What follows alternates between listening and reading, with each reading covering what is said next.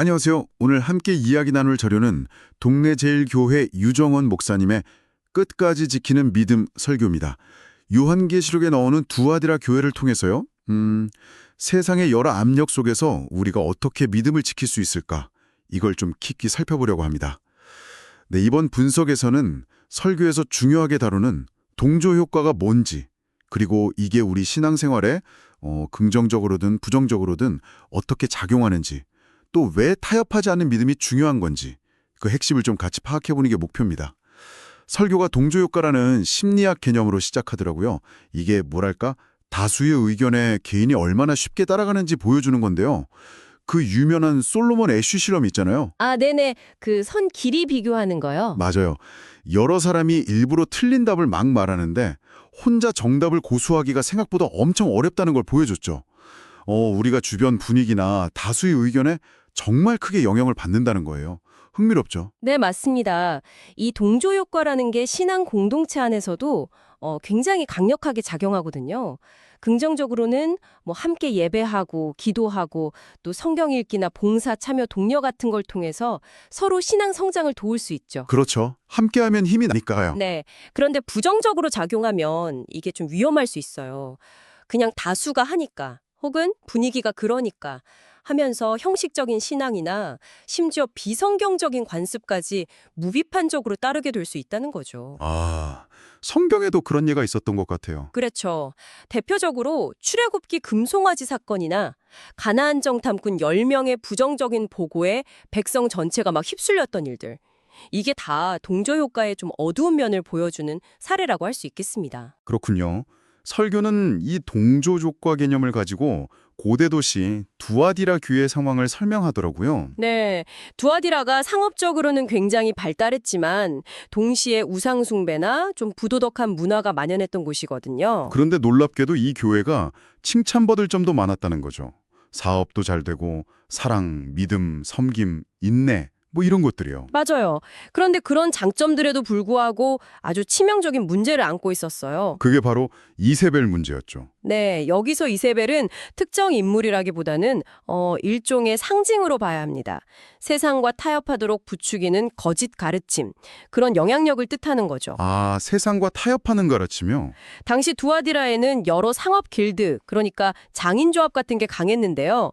이 조합 활동에 참여하려면 우상에게 바친 재물을 먹어야 한다거나 음란한 행사에 참여해야 하는 그런 압력이 있었을 가능성이 커요. 생계랑 관련이 있었겠네요. 그렇죠. 그러니까 신앙을 지키려면 경제적, 사회적으로 불이익을 감수해야 했을 수 있다는 거죠. 이 정도는 괜찮겠지 하는 그런 타협 심리가 스멀스멀 들어오기 딱 좋은 환경이었던 거예요. 정말 어려운 상황이었겠네요. 그런데 주님은 이걸 다 알고 계셨다는 거잖아요. 불꽃 같은 눈으로. 네, 그들의 행위뿐만 아니라 마음 중심, 또 그들이 처한 어려운 상황까지 다 꿰뚫어보고 계셨던 거죠. 그러면서도 그 타협을 엄중하게 책망하셨고요. 회개할 기회를 주셨는데도 돌이키지 않으니까 결국 심판을 경고하시죠. 그런데 여기서 설교가 잠깐 칭찬의 중요성을 이야기하는 부분이 인상 깊었어요. 주님께서도 책망하시기 전에 먼저 칭찬하셨다는 점을 연결해서요. 맞아요. 지적이나 꾸짖음보다는 칭찬과 격려가 사람을 변화시키는데 훨씬 더 강력한 힘이 있다는 거죠. 목사님 개인적인 경험, 딸에게 잔소리하던 습관을 반성하는 이야기나 심지어 강아지 훈련 비유까지 들면서요. 네, 기억나요. 이게 공동체 안에서 서로를 어떻게 세워줘야 하는지에 대한 중요한 메시지를 준다고 생각해요. 자꾸 잘못을 들추키기보다는 상대방의 작은 선행이나 노력을 발견하고 인정해주고 칭찬하는 것. 이게 바로 주님의 방식, 두아디라 교회를 먼저 칭찬하셨던 그 방식과 닮았다는 거죠. 그렇군요. 칭찬으로 관계를 먼저 세우고 긍정적인 변화를 이끌어내는 것. 이게 결국 타협의 유혹을 이기는 힘과도 연결될 수 있겠네요. 그럼 이 모든 논의를 꿰뚫는 설교의 가장 핵심적인 메시지는 뭐라고 정리할 수 있을까요? 결국은 이겁니다. 어떤 상황에 있든지 세상에 아무리 다른 길로 가라고 또 타협하라고 속삭여도 하나님께서 우리에게 주신 진리, 설교 표현대로 너희에게 있는 것을 끝까지 굳게 붙잡으라는 거예요. 끝까지요? 네, 흔들리지 말고 타협하지 말고 주님은 바로 그 순결한 믿음을 원하신다는 거죠. 그 믿음을 지키는 사람에게 주시는 약속도 정말 대단했죠. 만국을 다스리는 권세랑 새벽별. 그렇죠. 이게 단순히 그냥 나중에 받을 상, 이런 개념을 넘어서는 거예요. 만국을 다스리는 권세는 그리스도와 함께 다스리는 영광을 의미하고 새벽별은 예수 그리스도 자신을 상징하거든요. 예수님 자신이요? 네. 그러니까 믿음을 지키는 삶의 최종 목적이자 가장 큰 상급은 다른 어떤 것이 아니라 바로 주님 자신과 온전히 하나 되고 동행하는 것이라는 의미입니다. 설교 마지막에 영화 라이언 일병 구하기 마지막 장면 인용된 것처럼요. 그 장면. 가치 있는 삶이었는지. 네. 우리를 위해 모든 걸 주신 주님 앞에서 주님, 저 가치 있는 삶을 살았습니다. 이렇게 고백할 수 있도록 타협하지 않는 믿음을 지켜나가는 것, 그게 바로 우리를 부르신 이유라는 걸 강조하는 거죠.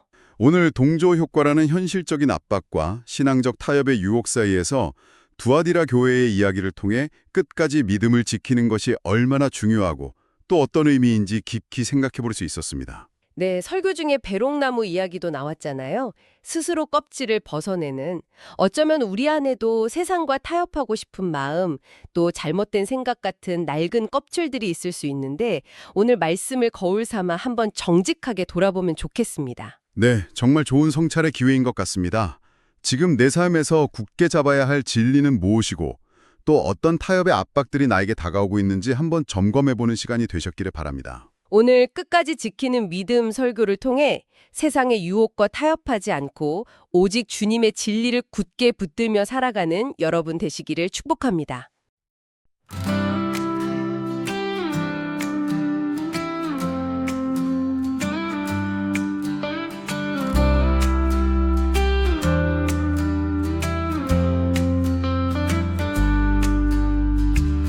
걱정 근심 걷어내라 가난 질병 물러가라 승리의 노래 불러라 기뻐 뛰며 주를 찬양 그리움이 더해갈 때 고난의 밤 깊어갈 때 부르시며 속삭이네 주가 주신 은혜라네 그냥 신나는 찬송가 그냥 기쁜 예배의 날 구원한 그리스도 날 치료한 그리스도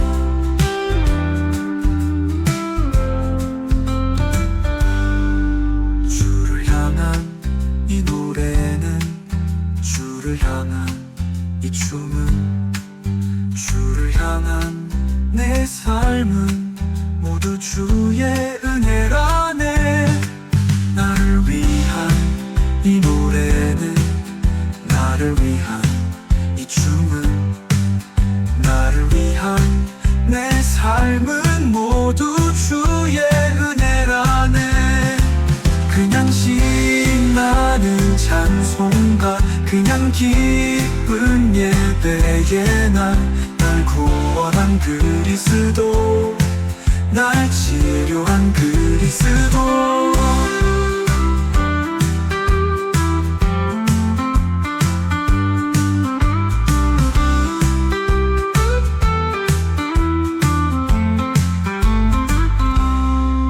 주를 향한 이 노래는 주를 향한 이 춤은 주를 향한 내 삶은 모두 주의 은혜라네 그냥 신나는 찬송가 그냥 기쁜 예배의 날 구원한 그리스도 날 치료한 그리스도